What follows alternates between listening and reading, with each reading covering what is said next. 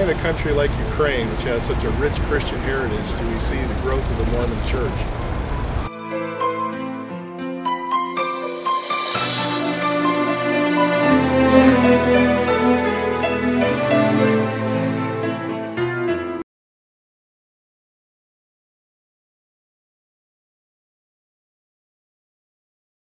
Whereas within the Christian denominations, we may have some slight disagreements on secondary issues. Хотя мы с вами, принадлежа к разным христианским конфессиям, можем расходиться друг с другом во взглядах на какие-то второстепенные вопросы. And these could be fun to debate. И это может быть основанием для споров.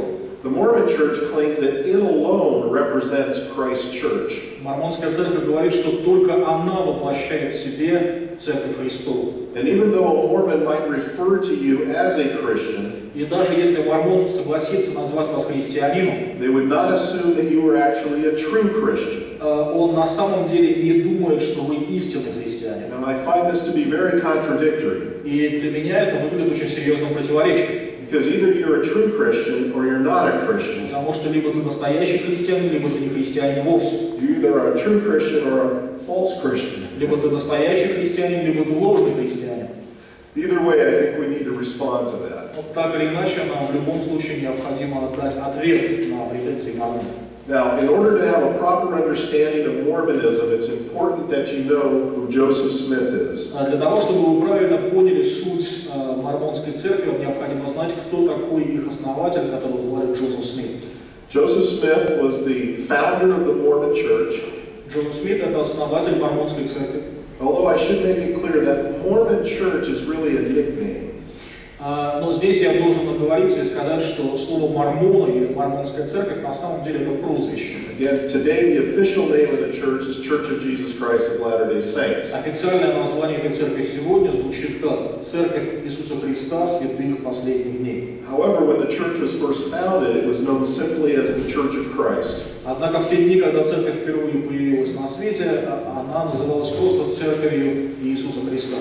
4 years after the church was founded, the name was changed to the Church of the Latter-day Saints. 4 года спустя, после их появления на свет, они изменили название церкви и назвались Церковью святых последних дней. And then 4 years after that, in 1838, it was changed again to the current title, Church of Jesus Christ of А Latter-day потом Saints. еще 4 года спустя, в 1838 году, они опять поменяли название и приняли то название, которое существует сегодня, Церковь Иисуса Христа, святых последних дней.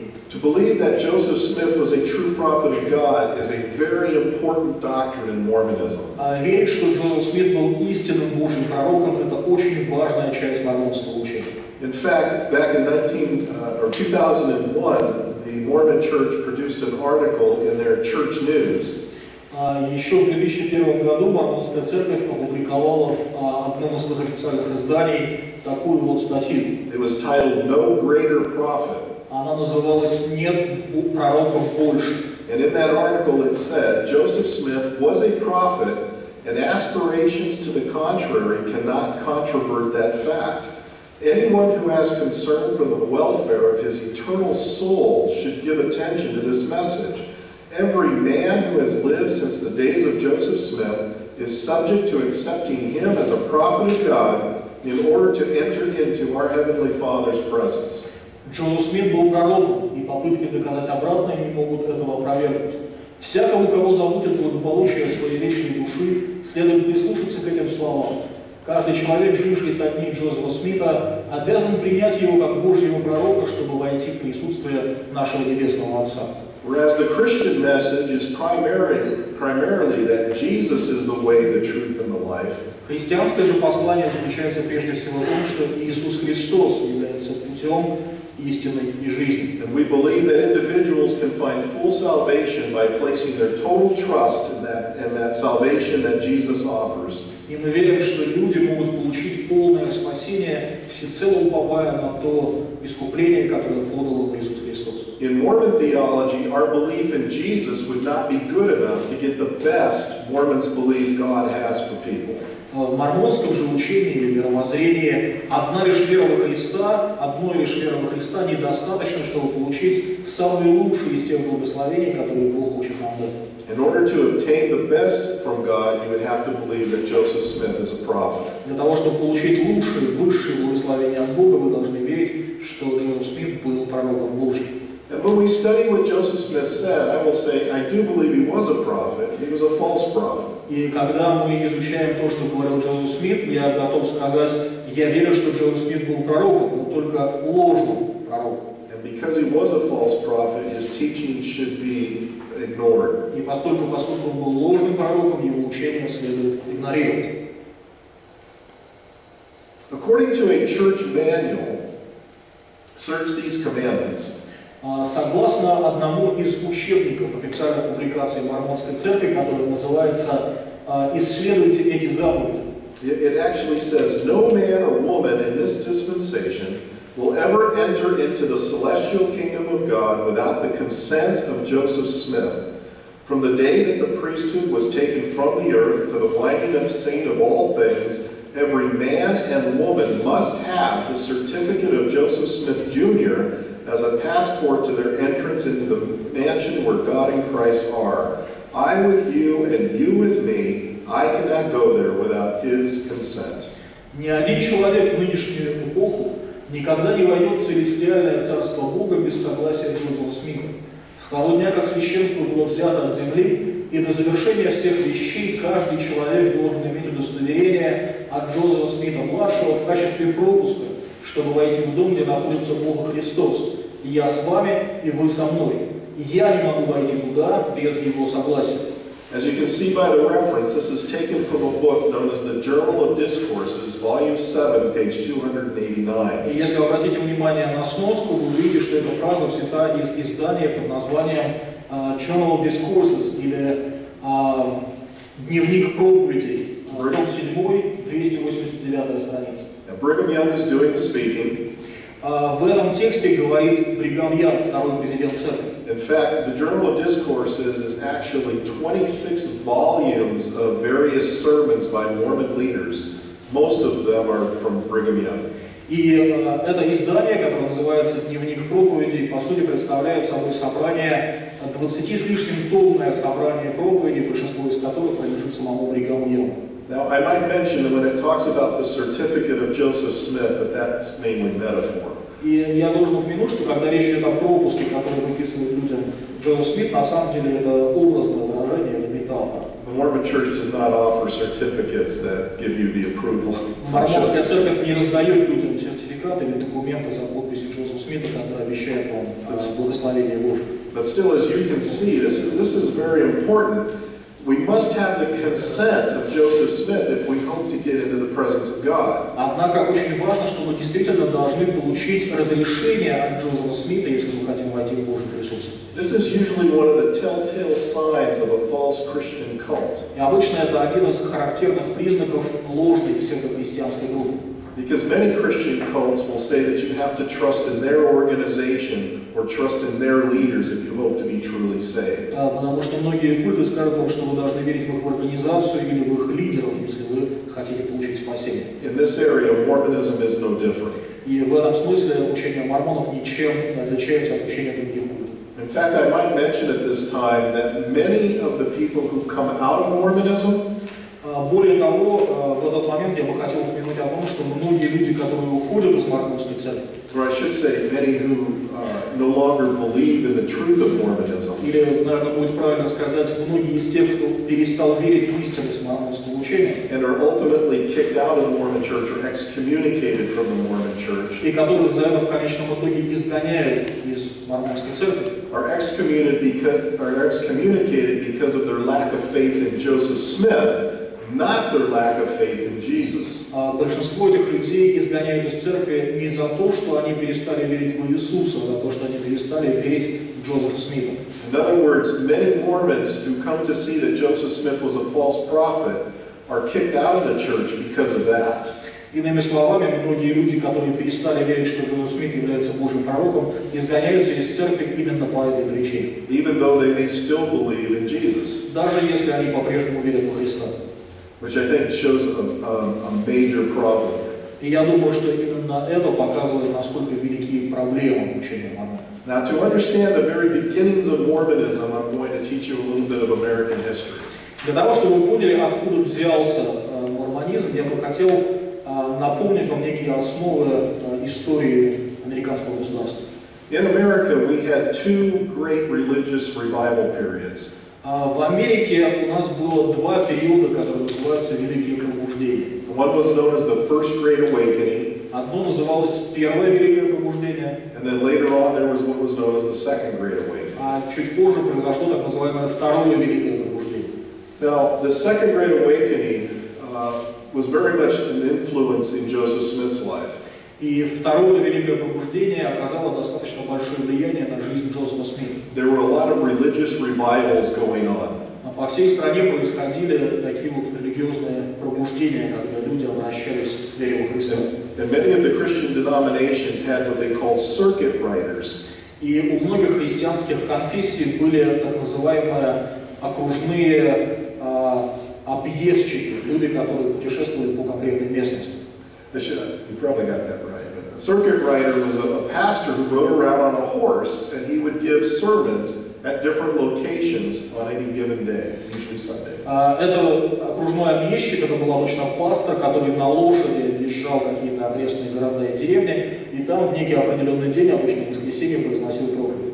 Now, some of these circuit riders and some of these preachers at that time were not very well educated. И многие из этих окружных объездчиков, пасторов того времени, они не имели достаточно хорошего образования. And in many cases, they had more zeal than knowledge. И во многих случаях у них было гораздо больше энтузиазма, чем знаний. So it can be understood that a lot of times their messages could be not very sound. И отсюда уже можно понять, что иногда проповеди, которые читали, не всегда были здравы. And so it would be expected that sometimes their messages would seem to conflict. И можно было ожидать, что зачастую проповеди, которые они произносили, не согласовались друг с другом. Now, this was not always the case, but it did happen. Так было не всегда, но так было. Well, Joseph Smith claimed that there was a revival going in the area where he lived. Джозеф Смит утверждал, что в той местности, где он жил, произошло религиозное пробуждение. This is the way he describes it in his history, which is found in Mormon scripture. I will read it in English and then I'll have Dima read it. Вот как он описывал это пробуждение в своей истории, которая является частью мормонских писаний. He's referring to his family. В этом отрывке он говорит о своей семье. When he says, sometime in the second year after our removal to Manchester, maybe you ought to say that again, I'll explain what Manchester is. Он пишет, на второй год после нашего переселения в Манчестер. Manchester was a small town in the area where the Smith family moved to. Манчестер это небольшой город, куда переехала в этот год семья Джозефа Смита. He said there was in the place where we lived an unusual excitement on the subject of religion. Great multitudes united themselves to the different religious parties. It was seen that seemingly good feelings of both the priests and the converts were more pretended than real. For a scene of great confusion and bad feeling ensued. I was at this time in my 15th year by the contest of these parties of religionists. I was one day reading the Epistle of James, 1st chapter, 5th verse. At length I came to the conclusion that I must either remain in darkness and confusion, or else I must do as James directs, that is, ask of God. На второй год после нашего переселения в Манчестер, в местности, где мы жили, поднялось необычайное волнение религиозного характера. Масса людей присоединялись к различным религиозным группам. Выяснялось, что добрые чувства, как у священников, так и у новообращенных, были скорее притворными, чем истинными. Начинались большие беспорядки и вражда. Мне в то время не было еще 15 лет. Находясь в таком тяжелом душевном состоянии, причиной которому служили распри среди всех этих религиозных групп, я однажды, читая в Библии послание Иакова, в 5 стихе 1 главы, прочитал: «Наконец я пришел к заключению, что я должен либо оставаться во тьме и недоумении, либо поступить так, как указывал Иаков, то есть обратиться к Богу». Now, Joseph Smith claims that this all took place in the year 1820. Джозеф Смит утверждает, что все это произошло в 1820 году. The problem is Joseph Smith gives us enough details in this particular portion that we know exactly what revival he is referring to. Проблема в том, что в этом описании Джозеф Смит дает нам достаточно деталей, чтобы мы поняли, о каком именно пробуждении идет речь. And we know by the details of this explanation that this revival did not take place in 1820, it took place in 1824. И по тем деталям, которые приводятся в описании, мы знаем, что на самом деле это пробуждение произошло не в 1820, а в 1824 году. Notice where he talks about great multitudes uniting themselves to the different religious parties. Обратите внимание, как он говорит о множестве людей, которые присоединялись к различным религиозным группам. This did not happen in 1820. В 1820 году ничего подобного не происходило. The statistics from the churches in that area in 1820 showed no such growth. Статистика, сохранившаяся в записях церквей той местности, показывает, что в 1820 году ничего подобного не происходило. However, there was a revival in 1824 that did show significant growth. Однако в 1824 году на самом деле произошло пробуждение, которое показало многих людей, что многие люди приходят в церковь. And we know from various accounts that this revival came to an end because the churches involved started arguing among themselves as to where the new converts were going to attend permanently. И мы точно знаем, что это пробуждение закончилось именно потому, что церкви начали спорить между собой, пытаясь выяснить, куда же должны идти новообращенные, в какую конкретно церковь. Why is this even important? Почему все это так важно? It's important because the revival actually took place in 1824. Это важно потому, что если пробуждение действительно произошло в 1824 году, it messes up. It messes up the timeline of various events that Joseph Smith claimed happened during this time period. Тогда это полностью разрушает, полностью ставит крест на той хронологии, которую Джозеф Смит излагает в своей истории. One of which is a visitation Joseph Smith said he received from the angel named Moroni who told him about the gold plates. Прежде всего на дате одного события, когда, по словам Джозефа Смита, ему явился ангел по имени Мороний и рассказал ему о спрятанных неподалеку золотых крестах. I'll explain this later. Чуть позже мы более подробно об этом поговорим. As we go on, we find that Joseph Smith, because he was confused regarding the various churches during this time, и несколько позже мы узнаем, что Джозеф Смит, поскольку он был в недоумении относительно тех религиозных групп, которые существовали в его время, he follows the guidance, he claims, of James 1:5. По его словам, он послушался совета, который нашел в послании Иакова, 1 глава, 5 стих. And he decides to go out into some woods nearby his home and to pray as to which church was true. И он решил удалиться в рощу неподалеку от своего дома и там в молитве спросить у Бога, какая же из церквей истина. Now, while he was out in these woods, he begins to pray. И когда он ушел в эту рощу, он там начинает молиться. And he claims at that time he was attacked by a dark spirit. И по его словам, в этот момент на него напал некий темный дух. And he felt like he was going to die. И он почувствовал, что вот-вот умрет. The spirit disappears, he says. И вдруг этот дух исчезает. And all of a sudden he sees two personages standing above him in the air. И неожиданно над собой в воздухе он видит две человеческие фигуры. This is what he says in his testimony. И вот что он говорит в своем свидетельстве. I retired to the woods to make the attempt. I saw two personages. One of them spake unto me, calling me by name, and said, pointing to the other, This is my beloved Son, hear him. I asked the personages who stood above me on the light, which of all the sects was right, and which I should join. I was answered that I must join none of them, for they were all wrong. And the personage who addressed me said that all their creeds were an abomination in his sight, and that those professors were all corrupt. Я удалился в лес, чтобы исполнить свое намерение. Я увидел двух лиц.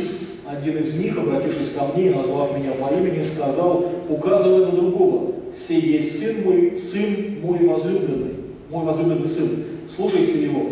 Я спросил у лиц, стоявших надо мной среди света, какая из всех сект правильна, и к какой из них я должен присоединиться. Мне ответили, что я не должен присоединяться ни к одной из них, так как все они неправильны. И лицо, обратившееся ко мне, сказало, что все их вероучения омерзительны в его глазах, и что все их исповедующие извратились.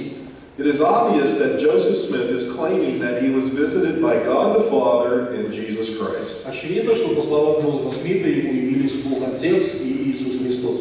And it was in this encounter that he claims that he was told that all the churches were wrong. И именно в этот момент, по его словам, ему сообщили, что все христианские церкви неправы. That all our creeds are an abomination. Что все наши символы веры омерзительны в глазах Бога. And that all our professors or our pastors, our Christian teachers are all corrupt. Что все исповедующие эти символы веры, то есть пасторы и наши учителя, они все извратились. So what we see here is that it is really Joseph Smith that is making the first attack on Christianity. Итак, мы видим, что именно Джозеф Смит первым нападает на истинность христианства.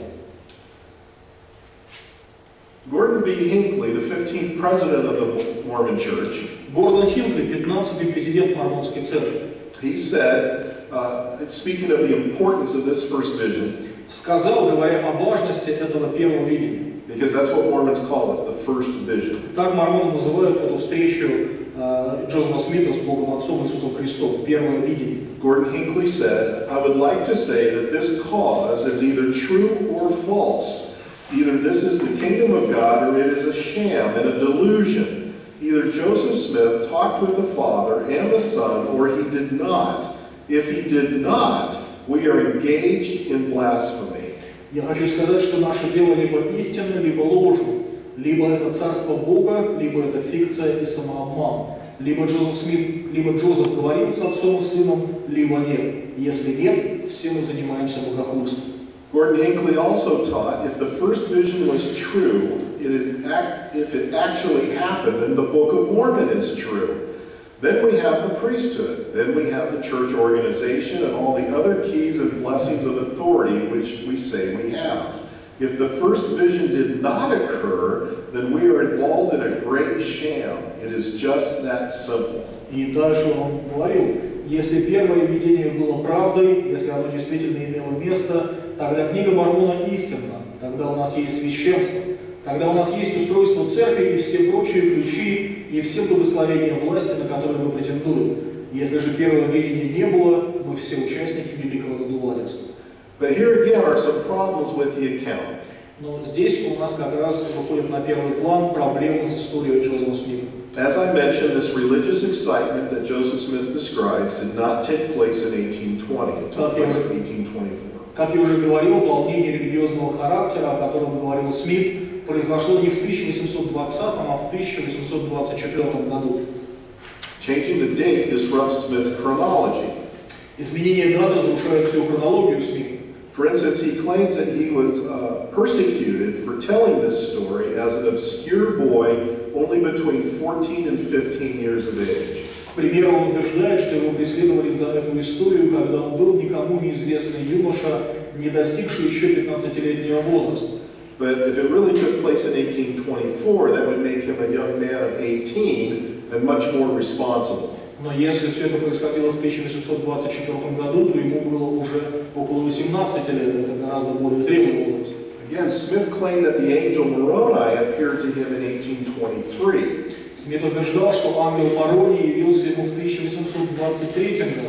This would be 3 years after he allegedly learned that all the churches were wrong. То есть через 3 года после того, как ему якобы сообщили, что все церкви заблуждаются. So if the revival really took place in 1824, then that means his encounter with the angel Moroni would really be the first vision. Но если пробуждение на самом деле имело место в 1824 году, тогда его первым видением на самом деле была бы встреча с ангелом Морони. In other words, sticking with the actual date of 1824 would cause a lot of confusion. Иначе говоря, если мы с вами признаем настоящую дату пробуждения, 1724 год, это приводит хронологию мормонов в полный хаос. And even though we can prove that the revival he is talking about took place in 1824, the Mormons still stick to the 1820 date. И хотя мы можем доказать, что пробуждение имело место в 1824 году, апологеты мормонов по-прежнему настаивают на дате 1820 год. Which very clearly shows us that they are not being honest. И это очень ясно показывает нам, что они поступают нечестно. Now, some Mormon apologists will point to an 1820 Methodist camp meeting. Иногда мормоны ссылаются на некое палаточное служение методистов, которое происходило в 1820 году. And there was a Methodist camp meeting in 1820. И в том году на самом деле методисты устроили палаточное служение. However, as I mentioned, Joseph Smith gives us a lot of details about the revival that he is referring to. Но, как я уже сказал, Джозеф Смит приводит нам очень много подробностей того пробуждения, о котором он говорит. And those details do not match the story or the account of the Methodist camp meeting. И эти детали, эти подробности никоим образом не совпадают с описанием того палаточного служения, которое проводили методисты. So that explanation cannot be credible. Это объяснение не может быть признано. Next question is, well, could Joseph Smith have really seen God the Father?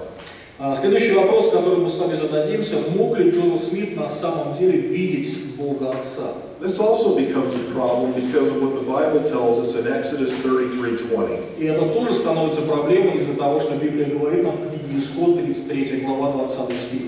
Now, this is taken from the Joseph Smith translation. Этот текст взят из перевода самого Джозефа Смита.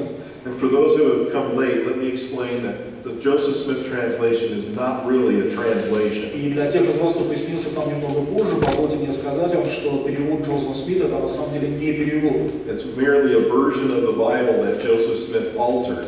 Это всего лишь один из переводов Библии, который Джозеф Смит изменил так, как он считал правильно. And finished in 1833. И который он закончил в 1833 году. Now, if you compare this to your Exodus 33:20 in your Bibles, you're going to find that this account is much longer than what you see in your Bibles. А если вы откроете в своих Библиях стих Исход 33:20, вы увидите, что эта версия, она гораздо длиннее, чем тот текст, который есть в наших христианских переводах. In fact, if you have your Bibles, you might want to read along just to see the difference between the two. Собственно, если у вас с собой есть сегодня Библия, наверное, вам имеет смысл открыть ее, чтобы убедиться в том, что эти тексты различны. But even though Joseph Smith added words to this passage, Но даже несмотря на то, что Джозеф Смит добавил какие-то слова в этот текст, it still causes us to wonder how could he have seen God and lived. он все равно заставляет нас задаться вопросом, как Джозеф Смит мог увидеть Бога своими глазами и остаться при этом живым. This is how it reads in Exodus 33:20 in the Joseph Smith translation. Вот как стих Исход 33:20 звучит в переводе Джозефа Смита.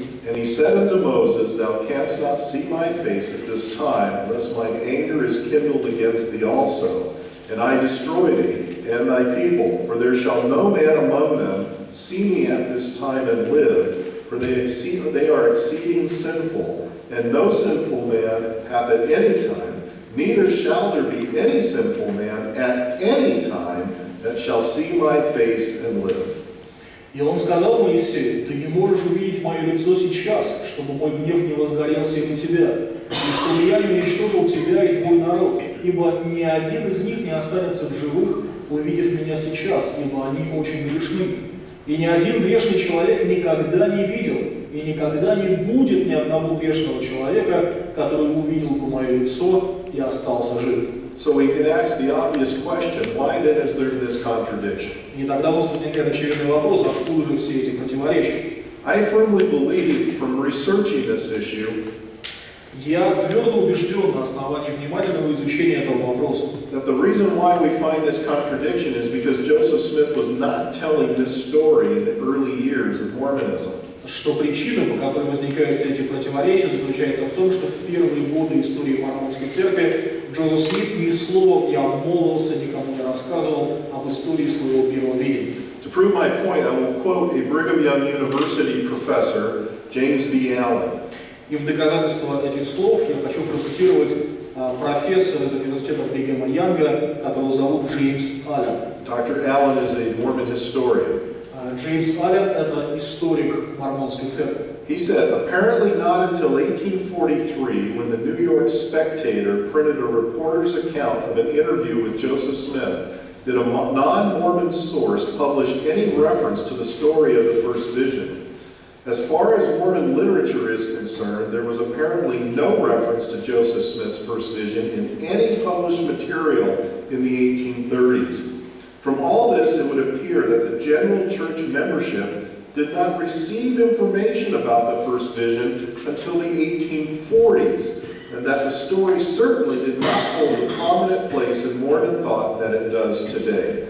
Судя по всему, до самого 1843 года, когда газета «Нью-Йорк Spectator» опубликовала отчет репортера об интервью, взятому Джозефа Смита, ни в одном ни мормонском источнике не было ни единого упоминания об истории первого видения. Что же касается мормонской литературы, судя по всему, ни в одном издании 1830-х годов не было ни единого упоминания о первом видении Джозефа Смита. Складывается впечатление, что члены церкви в целом узнали о первом видении не ранее 1840-х годов, и что эта история не играла в мышлении мормонов той важной роли, которую играет сегодня. We know from various accounts from Mormon leaders describing the first vision that there was never any one way of telling the story. Из разных высказываний мормонских лидеров, которые излагают нам историю первого видения, мы знаем, что никогда не было единодушия между ними в том, как они это событие описывают. For instance, some Mormon leaders, when referring to this first vision many years later, например, некоторые мормонские лидеры, описывая это событие уже много лет спустя, say that Joseph Smith was visited by angels, говорили, что Джозефу Смиту явились ангелы, or just an angel, not the angel Moroni. или только один ангел, но при этом не ангел Морони. There are actually 9 different accounts of this first vision. По сути дела, существует 9 разных версий истории первого видения. Now, if you were to take this story and put it in a courtroom setting, если бы вы взяли эту историю и пришли с ней в обычный человеческий суд, I think you would probably agree that if witnesses gave 9 different accounts of an event, я думаю, что вы согласитесь с тем, что если ваши свидетели, ваши очевидцы рассказывают события 9 разными способами, that would certainly result in what we call reasonable doubt. это, несомненно, вызвало бы у судей и присяжных обоснованные сомнения. So what the Mormon Church has done is they have just rejected all those other stories and they have made one an official story. И мормоны в этом случае поступили просто. Они просто отбросили все 8 историй, с которыми были не согласны, и одну выбрали в качестве официальной истории первого видения. And it is that official story that Mormon missionaries are sticking to today. И именно эту официальную историю первого видения мормонские миссионеры излагают вам сегодня. Now remember, in that first vision, God or Jesus, one of the two, we don't know specifically, помните, что в этом первом видении одно из лиц, которые явились Джозефу Смиту, мы не знаем до конца, кто это был, Бог Отец или Иисус Христос, they claimed that all the churches were wrong. сказал, что все церкви заблуждаются. That would include your church, my church, everybody else's Christian. Это означает ваша церковь, моя церковь и все остальные христианские церкви. Because Mormons believe in what they call the great apostasy. Потому что мормоны верят в так называемое великое отступничество. And the reason they claim that God or Jesus told Joseph Smith that all the churches were wrong, и причина, почему они в это верят, как раз то, что Бог якобы сказал Джозефу Смиту, что все церкви заблуждаются. was because they believed that after the death of the apostles, the Christian church fell into unbelief. Мормоны верят, что после смерти апостолов вся христианская церковь в целом впала в неверие. And basically there were no true Christians up until the time that Joseph Smith restored true Christianity. И по существу, вплоть до того момента, как в середине 19 века Джозеф Смит возродил христианство на земле не было ни одного истинного христианина. You see, the Mormon Church claims to be a restoration of true Christianity. Иными словами, мормонская церковь претендует на роль восстановленного христианства, восстановленного истинного христианства. They don't believe that they're a reformation. Они не верят в реформацию. But this is very important because it gives the foundation for why the Mormon Church exists. И это очень важно, потому что именно в этом и заключается сама суть, сама причина того, почему существует мормонская церковь.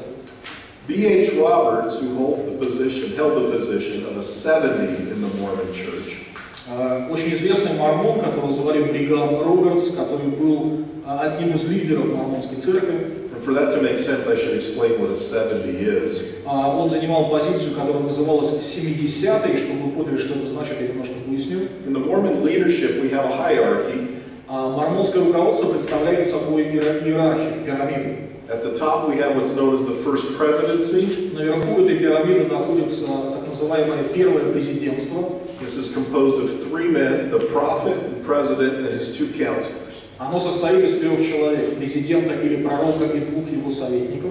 Then in Mormonism they have what's known as the quorum of the 12 or the 12 apostles. Чуть ниже находится кворум 12 или 12 апостолов. Then below that they have what's known as the 70s. И чуть ниже находится так называемый кворум 70. And the top of that would be the first quorum of the 70s. Этих кворумов несколько, и самый высший кворум называется первый кворум 70. And there are several quorums of 70s, and they add to these as the church grows. И количество кворумов 70 увеличивается по мере того, как растет численность церкви. B.H. Roberts would be considered a part of that first quorum of the 70s. И вот этот человек, Бригам Робертс, был членом самого высшего, первого кворума 70. That would be considered a very high respected position in the Mormon church. Это очень высокое и очень уважаемое положение в мормонской церкви. Anyway, B.H. Roberts said, Так или иначе, этот человек сказал, nothing less than a complete apostasy from the Christian religion would warrant the establishment of the Church of Jesus Christ of Latter-day Saints. и он сказал, ничто меньше, нежели полное отступление от христианской религии не могло бы оправдать создание Церкви Иисуса Христа святых последних дней. In other words, if the Christian faith did not fall into apostasy, there would be no reason for the Mormon Church to exist. Иными словами, если христианская церковь не впала в великое отступничество, для существования мормонской церкви нет никаких оснований. Mormons will often point to 2 Thessalonians 2:3 as a proof text for this event. Зачастую в качестве основания своих слов мормоны ссылаются на текст библейский 2 Фессалоникийцам, 2 глава, 3 стих. And of course, in this passage, the Apostle Paul says, "Let no man deceive you by any means, for there shall come a falling away first." И в этом тексте апостол Павел говорит, да не обманет вас никто никак, ибо сначала произойдет отпадение. However, when we look at other passages that talk about this falling away that Paul mentions, Но когда мы смотрим с вами на другие тексты, в которых объясняется, что будет представлять собой это отпадение от истины, о котором говорил апостол Павел. for example, 1 Timothy 4:1, Например, 1 Тимофею 4:1. it says, "Now the Spirit speaks expressly that in the latter times some shall depart from the faith, giving heed to seducing spirits and doctrines of devils." Мы видим, Дух же ясно говорит, что в последние времена некоторые отпадут от истины, послушавшись духов совратителей и учений дьявольских.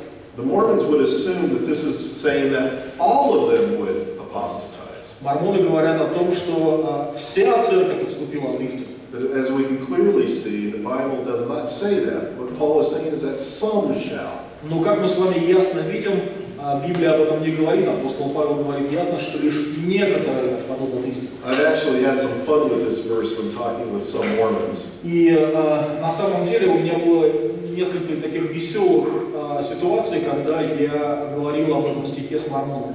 And I asked them, since the Christian faith has been around for 2,000 years, И я спросил их, если христианская церковь существует уже почти 2000 лет, how do I know this verse isn't talking about the Mormon church? откуда я знаю, что в этом стихе не говорится о мормонской церкви? Of course, they just have to say it doesn't. Ну, естественно, они просто говорят, что это не так. Also, Matthew 16:19 says, "I will build my church, and the gates of hell shall not prevail against it." В Евангелии от Матфея 16:19 Господь Иисус Христос говорит, «Я построю мою церковь, и врата ада не одолеют ее». In Matthew 28:19, Jesus said, "Lo, I am with you always unto the end of the world," or the end of the age. В Матфея 28:19 Господь Иисус Христос говорит, «И вот я с вами всегда до конца мира». So if Jesus promised that the church would always exist and He'd always be with us, then we can't assume that there was a complete apostasy, as the Mormons claim. Таким образом, Иисус Христос говорил о том, что церковь Его всегда устоит и будет с ним всегда до конца мира. То есть отступление, о котором говорят мормоны, на самом деле места не имело.